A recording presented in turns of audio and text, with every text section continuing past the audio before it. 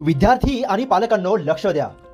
KJ Somaiya senior and KB Rohmare junior college Kopargaon येथे शैक्षणिक वर्ष 2026-27 साठी कला, वाणिज्य आणि विज्ञान तसेच BSc computer science, AI and ML आणि data science, BCA science, BCom CA प्रवेश प्रक्रिया सुरू झाली आहे. सर्व कोर्सेससाठी 100% शासकीय स्कॉलरशिप, ट्रेनिंग अँड प्लेसमेंटची 100% हमी, स्पर्धा परीक्षा मार्गदर्शन व पोलीस आर्मी भरती पूर्व प्रशिक्षणाची सुविधा उपलब्ध. 11वी प्रवेश प्रक्रिया ही सुरू, जागा मर्यादित. तर आजच आपला प्रवेश निश्चित करा. संपर्क KJS कॉलेज कोपरगाव. संपर्क क्रमांक 82 82 82 45. कोपरगाव शहरातील रेल्वे स्टेशन रोडवर रविवारी रात्री 9 वाजेच्या सुमारास एक भीषण अपघात झाल्याची घटना घडली आहे.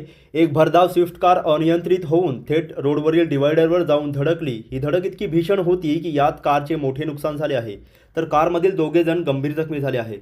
मिळालेल्या माहितीनुसार MH15 EB 1209 क्रमांकाची स्विफ्ट कार अत्यंत वेगाने कोपरगाव शहरातून शिंगणापूरच्या दिशेने जात होती.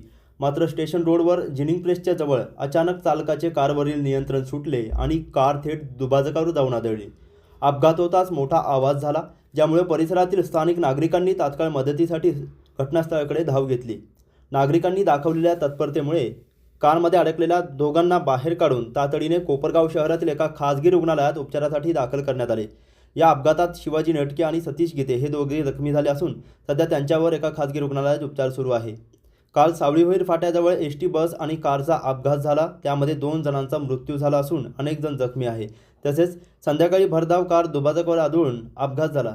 त्यामुळे एकाच दिवशी झालेल्या या 2 मोठ्या अपघातांमुळे परिसरातून हळहळ व्यक्त होत आहे. रस्त्यावरील वाढते अपघात पाहता वाहन चालकांनी आपल्या वाहनाच्या वेगावर नियंत्रण ठेवणे अत्यंत गरजेचे झाले आहे.